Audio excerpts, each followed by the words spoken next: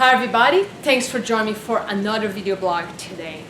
So even though I had an agenda to continue talking about primal life as I started talking last week, I feel the need to share something that I find more important right now, which is how do we keep center? How do we keep our levels of happiness, joy in times of so much chaos? In other words, how do we fight all this darkness that is happening in the world right now? And let's face it, the last few weeks, like consecutive weeks, we had some major things happening. Shootings, bombings, the tragedy in the club in Orlando. So we're not just having, incidents killing 2-3 people. We're having incidents killing a lot of people, and we know this happens a lot, but when it happens week after week, we start kind of stopping. It's like, wow, what is going on? And the elections are happening in the United States, and it's such a division of light and darkness. So how do we fight darkness? I feel like I'm talking about Lord of the Rings or something, when we watch these superhero movies, but it's kind of the same thing in the superhero movies or Lord of the Rings or even Game of Thrones, all these shows. We see the common denominator of light and darkness because they are the two forces we live in our life. There's joy, there's suffering. We always have these opposing forces, light, darkness, love, fear, joy, sadness, or happiness, depression. And we all experience the contrast of both. But, we want to make a dramatic change. We want to bring more light in this world. So I'm going to share with you here the most simple and important actions that you can start taking today that is going to raise the levels of light and love in this world. And it's not by doing a lot of work. It's not about getting into the streets and yelling with signs, about something you believe. It's actually the opposite, because you don't want to feed anger. We can use anger to diffuse or to dissolve anger. We can use hate to dissolve hate. That's common sense. We all know this. We need to use the language of the universe, the language of God, if that's who you believe, the language of Buddha, the language of Krishna, and other amazing men and women that were very enlightened beings in this world. They were levels of enlightenment that most of us will never get to. So before I jump into the practical things that I want to recommend you start doing, that I call actions towards light, love, and happiness, I want to share some literature here with you, because if you're interested in this topic, there's some amazing books that you can read and become more acquainted with this language of energy. For instance, when you sit in your meditation for 5 minutes and you send love to people, you send love to even those people who might have caused harm or hurt in your past, how, by you sitting for 5 minutes and send love to those people, how would really affect them? By energy. Remember, there's a lot going on here that we don't see. We don't see the electromagnetic pollution, electromagnetic waves coming from the cell phones. When you're in an X-ray machine, you don't see the rays, but we know there's radiation, there's a lot of pollution, there's a lot of energy going on that we don't see, but we can certainly feel. We know, for example, if we measure the frequency, the energy of our heart, it measures much higher than any other organ in our body. So it's pretty cool, because we can measure not just the frequency of our own organs, but we can measure frequency of emotions and feelings. And that's why I want to talk about one of my very favorite books, Power versus Force by Dr. Hawkins. He's an amazing author, unfortunately not with us anymore. He passed, I believe, 2 years ago, and he wrote another great book called Letting Go. But he's a master psychology in muscle testing.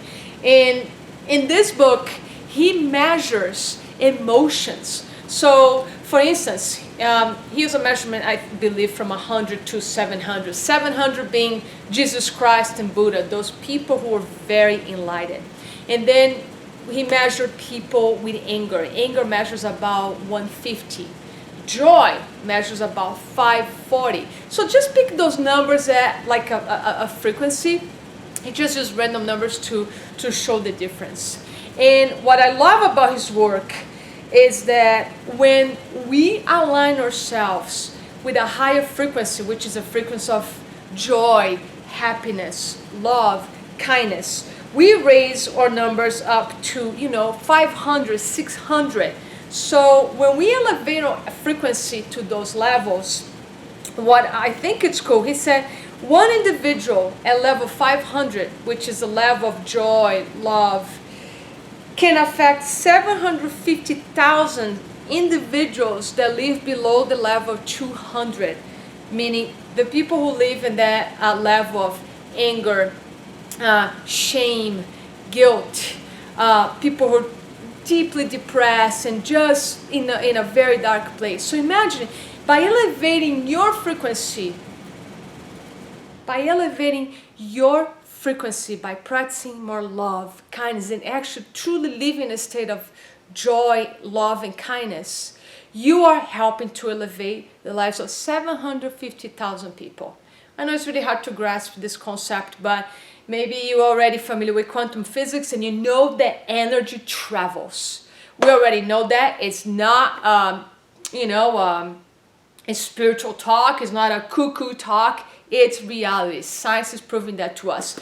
So, great book. One of my favorite is the book Frequency, that you can understand more about our vibration. And it's very simple to understand this. Think when you are around somebody.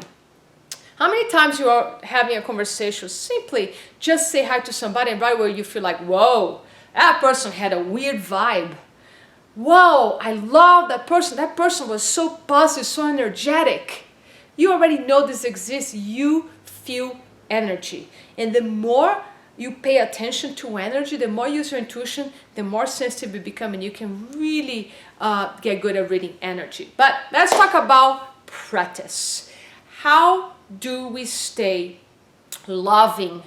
How do we stay in the light in times of so much darkness? Which, by the way, it is the most important time for you to stay in light if you want to help change your life, the life of those around you, and the lives of our humanity, our planet. So you have to raise your levels of light. It's time for you to walk around in being bright light all over you, all around you, all outside of you. So what can you do every single day? So think of this strategy I'm going to share with you like exercises you do to get your body stronger. This exercise to boost your levels of love, kindness, courage, forgiveness, and just stay centered in the light and not going to the dark. So number one, stop watching the news. If you want to be a more loving being and be more positive, you can surround yourself with a lot of negativity. Now, I'm not saying deny the news. Knowledge, get informed about what's going on, but don't obsess. Don't watch 3 hours of news. Don't read every single newspaper article. Don't read all those posts on Facebook. Knowledge what's going on and move to the light. Send love to those people involved. Send light to the people who maybe lost somebody through the tragedy, to the families and friends. Send love, love, love. And that's the best action you can take. Stop watching so much news. Stop surrounding yourself with so much negativity. Number two, practice positivity.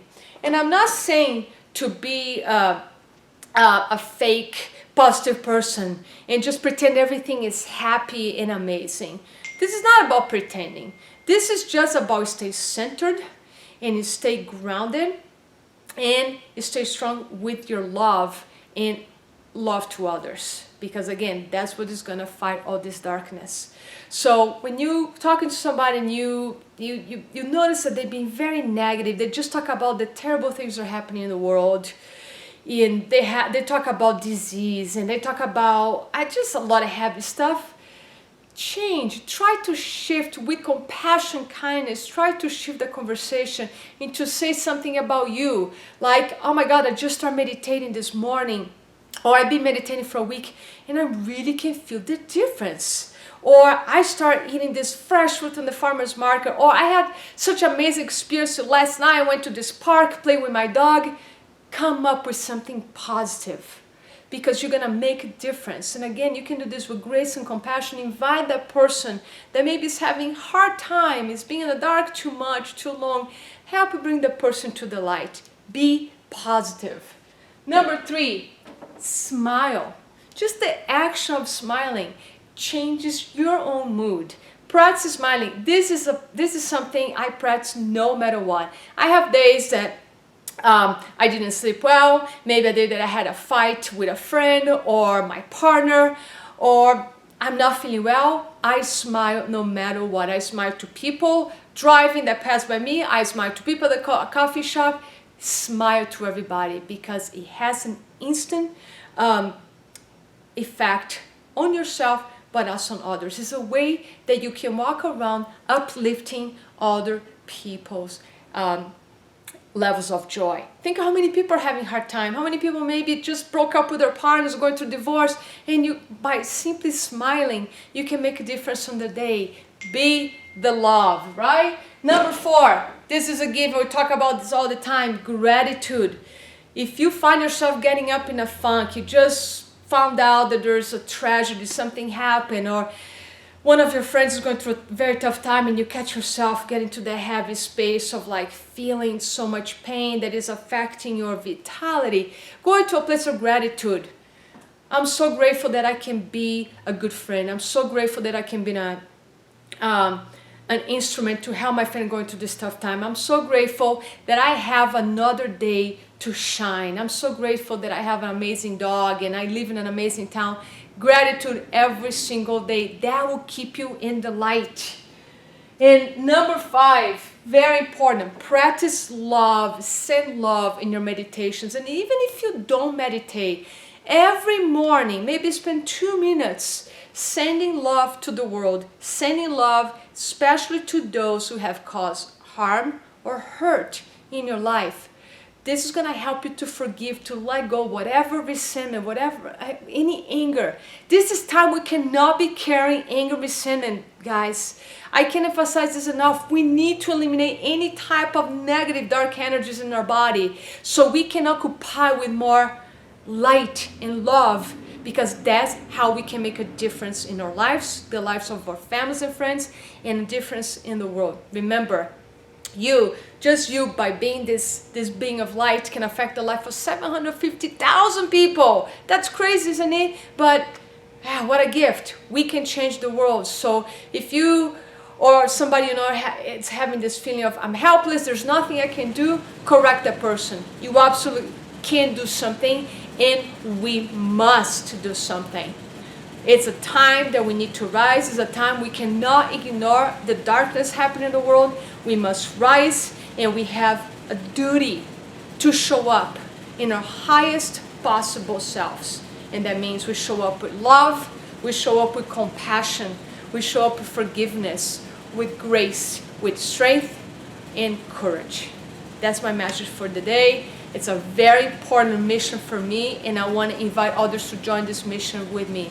And if you want to discuss, you want to understand more what I just talked about, I will have coffee with you. Contact me, and I'll absolutely make time and talk to you about this whole thing of darkness and light, because we need to recruit a lot of people to this army of love and light. It is time. It is now. We need you. Thank you so much. I'll see you next week.